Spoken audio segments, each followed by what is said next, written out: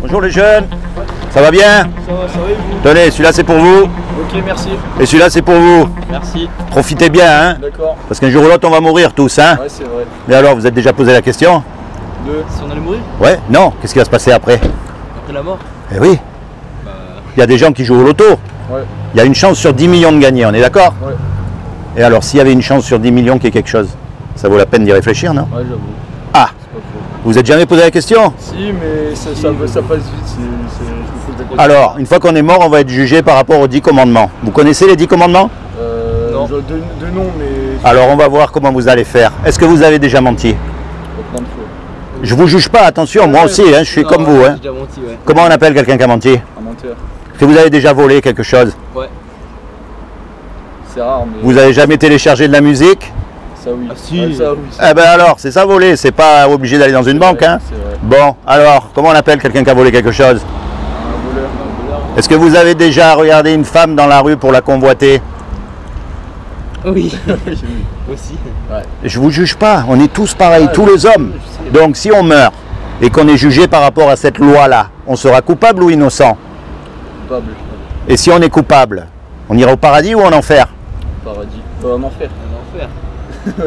Et ça vous fait rien de savoir que si vous mourrez là dans 5 minutes, comme vous êtes coupable, vous partez en enfer? C'est juste parce Ah, qu'on moi, j'y crois pas à cette. Mais qu'on y croit ou pas, c'est pas grave. Ça, le point, il n'est pas là. Il n'est pas de croire ou pas y croire. Est-ce que si vous êtes jugé par cette loi, vous serez condamné à aller en enfer? Vous voulez pas aller en enfer? Non.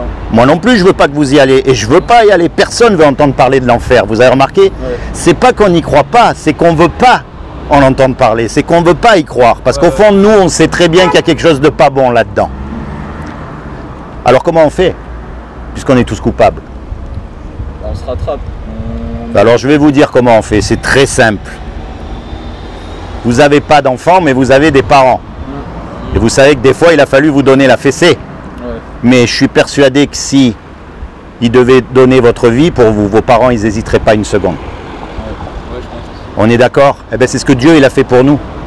Malgré qu'on soit coupables tous, comme c'est lui qui nous a fait, il nous aime. Il ne veut pas qu'on aille en enfer. Mais comme on est coupable et que lui, il est juste, on ne peut pas l'acheter. Il est obligé de nous envoyer. Alors il a dit, bon, ok, je vais faire quelque chose pour que malgré qu'il soit coupable, il puisse éviter d'aller en enfer. Est-ce que vous savez ce qu'il a fait? Non. Est-ce que vous voulez savoir? Oui. Ah, voyez, comme déjà il a changé, ben, c'est très simple. Il a envoyé son fils Jésus. Et il a dit, quiconque croit que Jésus c'est le Fils de Dieu et qu'il est ressuscité des morts, il aura la vie éternelle à mes côtés. Mais croire, ça ne suffit pas parce que il est écrit que les démons aussi y croient. La clé là-dedans, c'est la repentance. Vous voyez? Ah, vous arrivez un peu en retard, mais c'est pas grave. Ça va bien? Enchanté, Laurent. La clé, c'est la repentance. Ça veut dire que jusqu'à aujourd'hui, vous ne pensiez pas à ces choses. On est d'accord? Eh bien, à partir d'aujourd'hui, pensez-y. Quand vous êtes tout seul, remarquez, il n'y a pas d'adresse, il n'y a pas de numéro de téléphone. Le but, c'est pas de vous amener à droite, à gauche. C'est quand vous êtes tout seul, vous y pensez sérieusement. Et vous commencez sérieusement à parler à Dieu. Et à lui dire, est-ce que c'est vrai? Est-ce que c'est pas vrai? Dites-lui que vous n'y croyez pas. Dites-lui que vous êtes en colère contre lui. Mais commencez à lui parler. Parce qu'il y a une chose qu'on ne peut pas louper, justement, c'est la mort. On va tous y passer. Alors souvenez-vous ce que je vous ai dit. S'il y a une chance sur 10 millions que ce soit vrai, pensez-y au moins. Vous croyez en Dieu, vous? Comment? Ouais, est-ce que vous croyez en Dieu? Non. Pourquoi vous ne croyez pas en Dieu? Je sais pas moi. C'est facile de prouver que Dieu existe. Regardez cette montre. La preuve même qu'il y a quelqu'un qui a fait la montre, elle est là devant vous. Elle n'a pas pu se faire toute seule, la montre. Pourtant, c'est simple à faire une montre. Maintenant, vous regardez la complexité de l'univers. Et vous savez que tout fonctionne comme une horloge, parfaitement. La complexité de la nature, de l'homme. Il y a forcément un créateur. Non, mais attends, on est d'accord ou pas? Il y a forcément un créateur. Bah oui. Attention, il ne faut pas mélanger Dieu et la religion. La religion, elle a été faite par des hommes pour dominer sur des hommes. Mais qu'il y ait un créateur, c'est obligé, puisqu'il y a une création. Et ce créateur, il a fait des lois. Vous connaissez les lois mathématiques, les lois physiques. Si vous prenez une tomate et que vous essayez de la planter au pôle Nord, ça ne va pas marcher. Non. Eh bien, il y a aussi une loi morale. Et la loi morale, c'est ce que je leur expliquais. Je suis arrivé en retard. Ben, c'est pour ça que je me rattrape. Vous voyez, et la loi morale, elle dit, tu mentiras pas, tu voleras pas, tu regarderas pas une femme dans la rue avec des idées dans la tête. Mais le problème, c'est qu'il n'y a pas un homme qui a respecté la loi. Si vous demandez au pape, il ne peut pas dire qu'il a jamais menti. Ou un imam, ou un... C'est le ramadan. Vous voyez ce que je veux dire? Ils ne peuvent pas dire qu'ils n'ont pas menti. Même le ramadan. Donc, ce que je leur disais, c'est que quand on va être devant Dieu, eh bien, on va tous être coupables. Seulement Dieu, il nous aime. Et il a fait quelque chose. Pour que vous et moi, malgré qu'on soit coupables, on puisse éviter d'aller en enfer. Vous savez ce qu'il a fait? C'est ce que j'étais en train de le dire. Il a envoyé Jésus. Et il a dit, quiconque croit que Jésus, c'est le Fils de Dieu et qu'il est ressuscité des morts, il aura la vie éternelle à mes côtés. Et la clé là-dedans, parce que tout le monde a entendu parler, tout le monde sait que Jésus, c'est le Fils de Dieu, d'accord? C'est vrai, c'est la religion chrétienne, tout ce que vous voulez. Mais la clé, c'est la repentance. Et moi, là, je vous encourage tous les trois. Quand vous êtes tout seul dans votre coin, commencez à penser à Dieu, à lui parler. Même si vous n'y croyez pas, vous le dites. Dites-lui, moi j'y crois pas. Dites-lui, moi je suis en colère contre toi.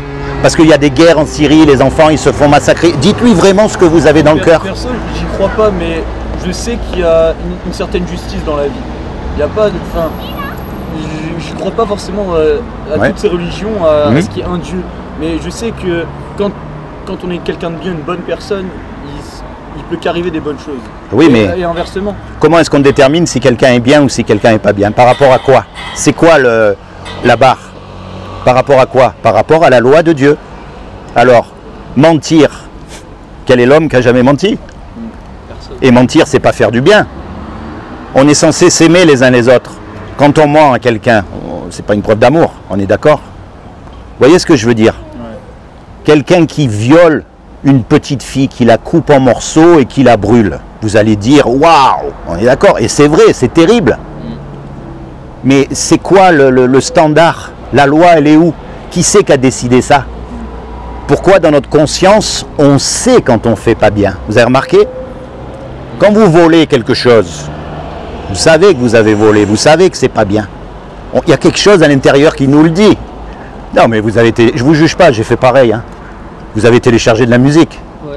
C'est du vol, vous le savez. Vous le savez en plus, regardez. Vous voyez que vous le savez? Grave quand même. Grave par rapport à quoi? Parce que dans la société actuelle, tout le monde le fait. Donc on dit c'est pas grave. Mais quand on sera devant Dieu, c'est comme quand on conduit en voiture. Vous avez remarqué, la vitesse c'est 130 km/h. Mais tout le monde roule à 140. C'est pas grave, on fait comme tout le monde. Mais quand on entend la sirène de la police, là on dit plus c'est comme tout le monde. Oups, je laisse passer les autres, moi je roule à la bonne vitesse. C'est pas vrai ce que je dis? C'est pareil avec Dieu les gars, n'attendez pas que ce soit trop tard. Moi le but c'est pas de vous amener dans une religion, c'est de que vous, quand vous êtes tout seul, encore une fois, vous y pensiez. Et vous commencez vraiment à vous poser les questions sérieuses. Parce que même si je vous souhaite de vivre jusqu'à 120 ans en très bonne santé, je ne peux pas vous garantir une semaine ni même 5 minutes. On vit tous sur un fil. Et on peut partir du jour au lendemain. D'accord? Oui.